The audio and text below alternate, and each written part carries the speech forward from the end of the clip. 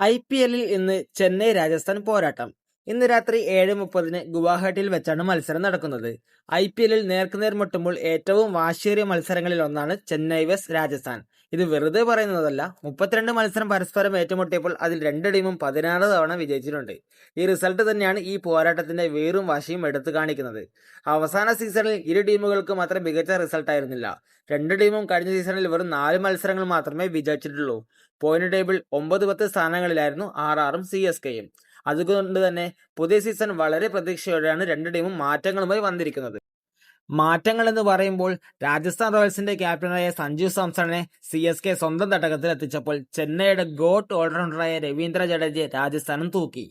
Cricket ആരാധകർ ഏറെ ഉറ്റുനോക്കുന്നതും ഈ മാച്ചിലെ പ്രകടനങ്ങളാണ്. ഇതുകൂടാതെ വലിയ മാറ്റങ്ങളുമായി എത്തിയ രണ്ട് ടീമിനും പ്രതാപകാലത്തെ ഫോം വീണ്ടെടുക്കേണ്ടതും ആവശ്യമാണ്. ഗുവാഹട്ടിയിലെ പിച്ച് ബാറ്റിംഗ് അനുകൂലമാണെന്നാണ് പറയുന്നത്.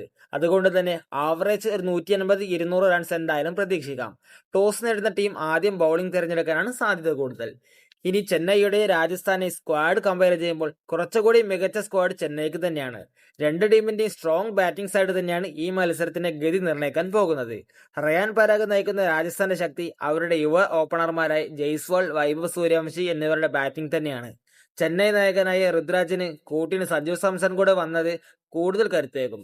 എന്നാൽ CSKയുടെ പ്രധാന താരങ്ങളായ സാക്ഷാൽ ധോണിയും ഡെവാൾഡ് ബ്രേവിസും നാളെ കളിക്കാൻ സാധ്യത കുറവാണ്. പുറത്തുവരുന്ന വിവരങ്ങൾ പ്രകാരം ധോണിക്ക് 2 ആഴ്ചയോളം വിശ്രമം വേണ്ടിവരും. ധോണിയുടെ അഭാവത്തിൽ സഞ്ജു സാംസൺ തന്നെയായിരിക്കും വിക്കറ്റ് കീപ്പർ ആവുക. എന്നാൽ ബ്രേവിസിന്റെ പരിക്ക് അത്ര ഗുരുതരമല്ല. താരത്തിന് ആദ്യത്തെ 2 മത്സരം മാത്രമാണ് വിശ്രമം നൽകുന്നതെന്ന് അറിയാൻ കഴിയുന്നത്. രാജസ്ഥാൻ റോയൽസിൽ പരിക്ക് പ്രശ്നങ്ങളൊന്നുമില്ല. മത്സരത്തിലെ പ്രധാന ആകർഷണം സഞ്ജുവിന്റെയും ജഡേജയുടെയും കൂടുമാറ്റം തന്നെയാണ്. രാജസ്ഥാന്റെ സാധ്യത 11 നോക്കുമ്പോൾ ഓപ്പണിംഗിൽ ജയ്സ്വാൾ സൂര്യവംശി കോംബോ തന്നെയായിരിക്കും ഇറങ്ങുക. വൺ ഡൗണായി ക്യാപ്റ്റൻ പരാഗും മിഡിൽ ഓർഡറിൽ Shimron Hetmyer, Dhruv Jurel, Donovan Ferreira എന്നിവരും ഓൾറൗണ്ടർമാരായി രവീന്ദ്ര ജഡേജ, ദസുൻ ഷനകയും ബൗളിംഗിൽ star pacer Jofra Archer, spinner Ravi Bishnoi, Sandeep Sharma എന്നിവർ കൂടിയാകുമ്പോൾ ഫസ്റ്റ് 11 പൂർത്തിയാകും. CSKയുടെ 11 നോക്കുമ്പോൾ ഓപ്പണിംഗിൽ സഞ്ജു ഋതുരാജ് കോംബോ വരാനാണ് സാധ്യത കൂടുതൽ. വൺ ഡൗണായി ആയുഷ് മാത്രയും മധ്യനിരയിൽ സർഫറാസ് ഖാൻ, ശിവം ദൂബെ, കാർത്തിക് ശർമ്മയും ഓൾറൗണ്ടർമാരായി പ്രശാന്ത് വീർ, ജെയ്മി ഓവർട്ടൺ എന്നിവരും ഉണ്ടാകും. ബൗളിംഗിൽ സ്പിന്നർ നൂർ അഹമ്മദും കൂടെ മാറ്റ് ഹെൻറിയും ഖലീൽ അഹമ്മദും ഉണ്ടാകും.